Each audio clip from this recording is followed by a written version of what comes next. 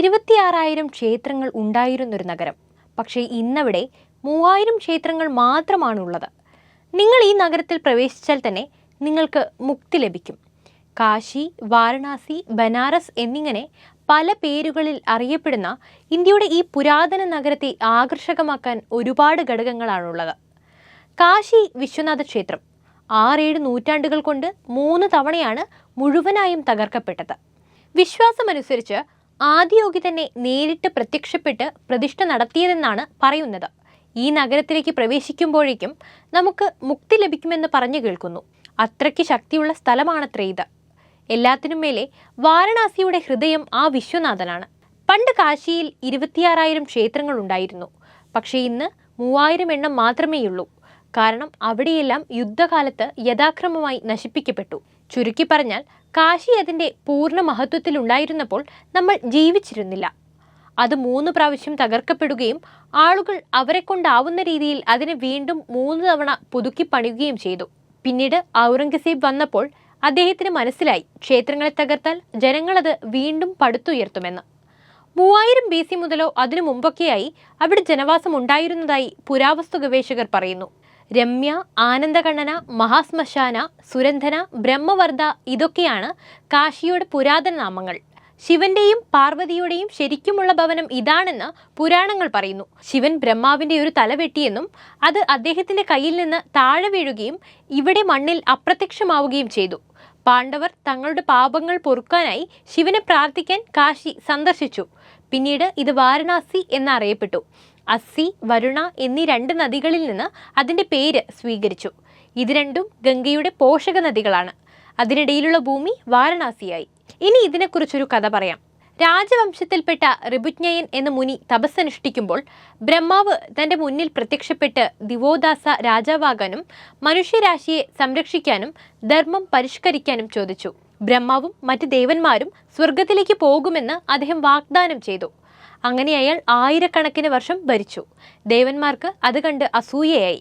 വാരണാസി ഒന്ന് വന്ന് കാണാൻ ശിവൻ ആഗ്രഹിച്ചെങ്കിലും ബ്രഹ്മാവ് ദിവോദാസന് കൊടുത്ത വാക്ക് കാരണം അദ്ദേഹത്തിന് ഇവിടെ കാലുകുത്താൻ കഴിഞ്ഞില്ല. ദിവോദാസിനെ ഇല്ലാതാക്കാൻ എന്തെങ്കിലും ചെയ്യാൻ ബ്രഹ്മാവിനോട് ആവശ്യപ്പെട്ടു. ബ്രഹ്മാവ് സാധുവിന്റെ വേഷം ധരിച്ച് കാശിയിൽ പ്രവേശിച്ച് അശ്വമേധയജ്ഞം സംഘടിപ്പിക്കാൻ ദിവോദാസനോട് നിർദ്ദേശിച്ചു. അതിൽ വിജയിച്ചു. തുടർന്ന് ശിവൻ മഹാവിഷ്ണുവിനെ സമീപിച്ചു.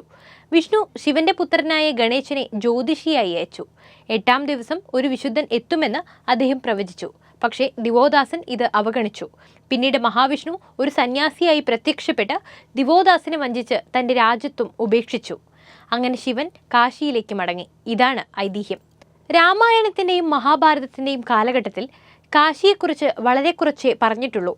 ആത്മീയത ഇവിടെ തഴച്ചു വളർന്നപ്പോഴും വാരണാസി ഒരു അന്താരാഷ്ട്ര വ്യാപാര വ്യവസായ കേന്ദ്രമായി മാറി. ബുദ്ധൻ അദ്ദേഹത്തിന്റെ ആദ്യ പ്രഭാഷണം നടത്താൻ തിരഞ്ഞെടുത്തത് BC 528 അന്ന് 16 രാജ്യങ്ങളോളം വാരണാസിക്ക് പ്രശസ്തി നേടിയെടുക്കാൻ സാധിച്ചു. ചൈനീസ് സഞ്ചാരിയായ സുവാൻസാങ് 635 വാരണാസിയെ വളരെ സമ്പന്നമായ സ്ഥലമായി കണക്കാക്കി. വിദേശ സഞ്ചാരികൾ വാരണാസി സന്ദർശിക്കുകയും രേഖപ്പെടുത്തുകയും ചെയ്തു. 8-ാം നൂറ്റാണ്ടിൽ ശങ്കരാചാര്യർ ഇവിടെയെത്തി ശിവാരാധനം തുടങ്ങിവെച്ചു. വാരണാസി ലോകത്തിന് മസ്ലിൻ, സിൽക്ക്, സുഗന്ധദ്രവ്യങ്ങൾ, ആനക്കൊത്തുപണികൾ എന്നിവ വിതരണം ചെയ്തു. മൗര്യ കാലഘട്ടത്തിൽ വാരണാസി കൂടുതൽ വികസിച്ചു. സംസ്കാരത്തിന്റെയും മതത്തിന്റെയും വിദ്യാഭ്യാസത്തിന്റെയും കേന്ദ്രമായി മാറി. 507 ഗുരുനാനാക്ക് വാരണാസി സന്ദർശിച്ചു.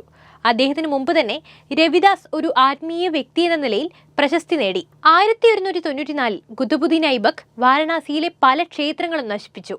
1376 ഫിറോസ് ഷാ തുഗ്ലക്കിന്റെ ഭരണത്തിന്റെ കീഴിലും സമാനമായ പൊളിക്കൽ പ്രവർത്തനങ്ങൾ തുടർന്നു വന്നു. അടുത്തത് നിരവധി ആരാധനാലയങ്ങൾ തകർത്ത ഇബ്രാഹിം ലോധിയാണ്.